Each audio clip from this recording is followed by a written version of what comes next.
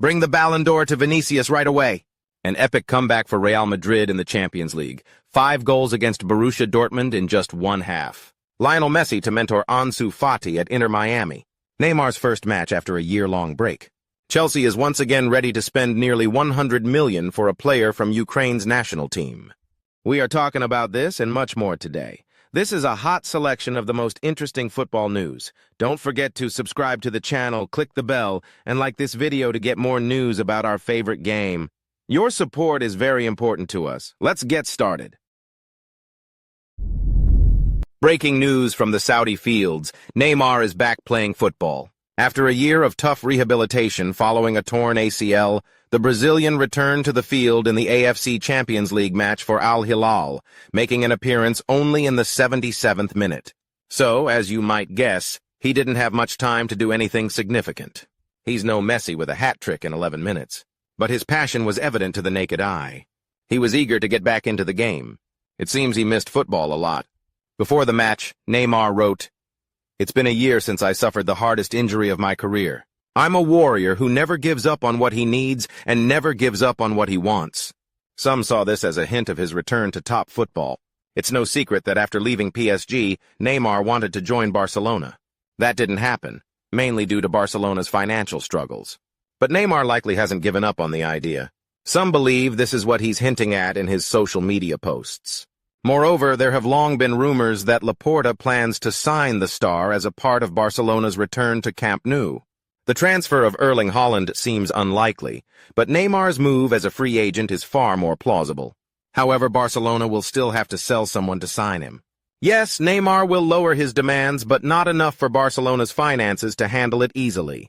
Spanish media reports that the club might sell Rafinha, who is being targeted by Manchester United and the Saudi giants, to finance Neymar's transfer. If Laporta does this, he'll face backlash from me and all the Blaugrana fans, even harsher than for letting Gundogan go. Rafinha is one of the best players not only for Barcelona but in the world. Don't be surprised. Wirtz, Saka, and Rafinha are the best players in their leagues at the start of the season. According to advanced optometrics, Rafinha has improved significantly under Xavi. He was already one of Barcelona's best in terms of work rate, but he lacked confidence. Now Rafinha is lethal in attack. Selling him for Neymar, who is older and whose form is unclear, seems nonsensical at best. There is some logic to it, but it's minimal and mostly from a marketing perspective. And as we know, marketing is far more important to Laporta than football.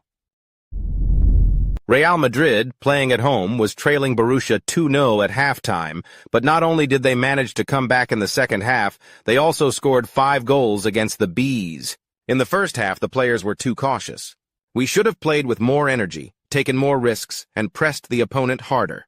During the break, we changed our tactical system, and the result was the best half of the season. However, I would emphasize that the key was not the formation, but the mindset of the players. The team started playing in a completely different rhythm, and after the first goal, everything changed. "This half could be a turning point for us," said Ancelotti, as reported by Marca. The final score was 5-2. Vinicius scored a hat-trick in this game, once again proving that he should win the Ballon d'Or this year. "This is our competition, and we want to win it again. We believe in ourselves and know that at home, we are capable of anything," said the Brazilian after the match against Borussia. Vinicius had, if not his best game for Real Madrid, then certainly one of his best. Of course, his character could use some improvement, but football like this can make up for almost anything. There has been a lot of talk in the media about him winning the Ballon d'Or this year, and Vinicius is well aware of it. By the way, you can comment below on whether you think he deserves it. There are few players in the world capable of doing what Vinicius did today against us.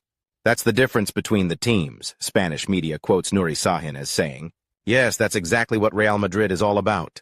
When other teams would be written off in such a situation, the Royal Club never gives up, keeps pushing forward, and achieves its goals. In this case, they achieved even more.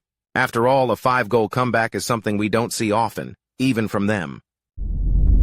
In the previous episode, we discussed that Toni Kroos wants to get his coaching license, and now he has answered the question of whether he is ready to join Real Madrid's coaching staff and assist Carlo Ancelotti.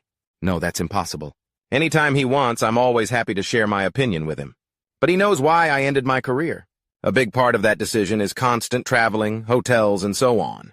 It's not about the 90 minutes on the field. If that was all, I could keep playing for who knows how long. Sometimes we are in touch, which is normal for us, but Carlo knows there's no point in even asking me because he already knows the answer. A day at Valdebebas is even harder for a coach than for a player. The player comes, does his job, and goes home, but the coach is responsible for everyone. He's the first to arrive and the last to leave, plus the trips. I see myself more likely working in the academy, said the former Real Madrid midfielder. In short, Cruz doesn't want all that hassle, to put it mildly. Although, to be fair, it would be interesting to watch him as a coach. After all, he was a smart footballer, and it's always enjoyable to follow such players as coaches, especially in a big team. But not everyone wants that. Kroos could have gone to Saudi Arabia for a lucrative contract, but he chose to turn down the money. As he said himself, all the pre-match fuss bothers him, and it's easier for him to hang up his boots. Speaking of Saudi Arabia, the local media recently released a list of the league's highest-paid players, and it looks like this. First place goes to Ronaldo. Who would have doubted? Cristiano earns $270 million per year. Can you even imagine that amount? It's hard for us to wrap our heads around it, to be honest. Next in line is Neymar, who earns just over $100 million per season. In third place is Karim Benzema, who falls just shy of that $100 million mark. Slightly below him is Sadio Mane, earning $48 million. And in fifth place is Ivan Toney, with a salary of $23 million per season. After seeing these numbers, there should be no questions about why he chose Saudi Arabia over staying in the EPL. The maximum Toney could have expected in England was around $5 to $6 million, but here it's 23. As we know, a footballer's career is short. And with that, we move on. Ansu Fati was once called the new Messi, and no one was surprised when Barcelona gave the Spaniard the iconic number 10 shirt. At the time, Fati was carrying the team, dribbling past opponents one by one, and performing magic like a true heir to Ronaldinho and Leo. Ansu is a rare talent, with potential on par with Haaland and Mbappe. Moreover, Fati is hardworking and a good kid. He was supposed to be on the same level as Vinicius or Foden, but injuries ruined his career. Fati has had multiple surgeries on both knees, which has made him much more cautious and less confident, affecting his game. He's nowhere near as explosive as he was at the start of his career. Ansu would benefit from being under a coach who treats him carefully, gradually integrating him back into the squad, not criticizing or creating pressure if he gets injured again. In other words, he needs to slowly regain his confidence. But where can he find such perfect conditions? Certainly not in the top 5 leagues. And who would even take such a risk, considering it's a headache just to loan Fati? Brighton confirmed that. Right now, Ansu is warming the bench at Barcelona, and judging by Xavi's decisions, Fati won't play, even if fatigue or injuries hit the team. That's why he needs to leave. There's almost a perfect place for him to reboot his career.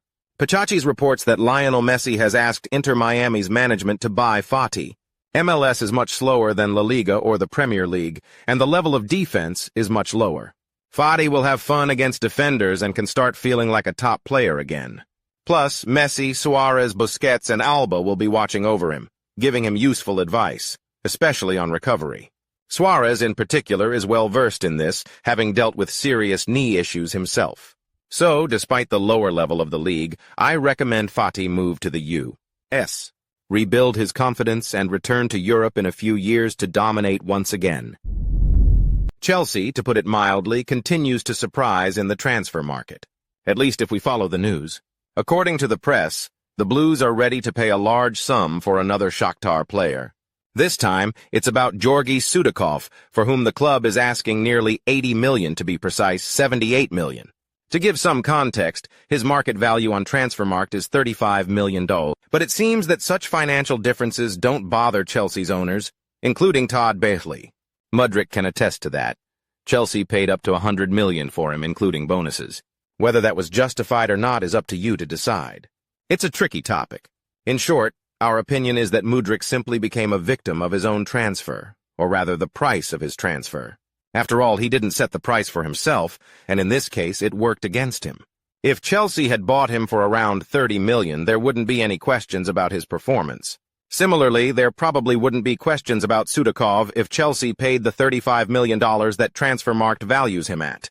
But paying nearly $100 million for him now feels very similar to the Mudryk situation.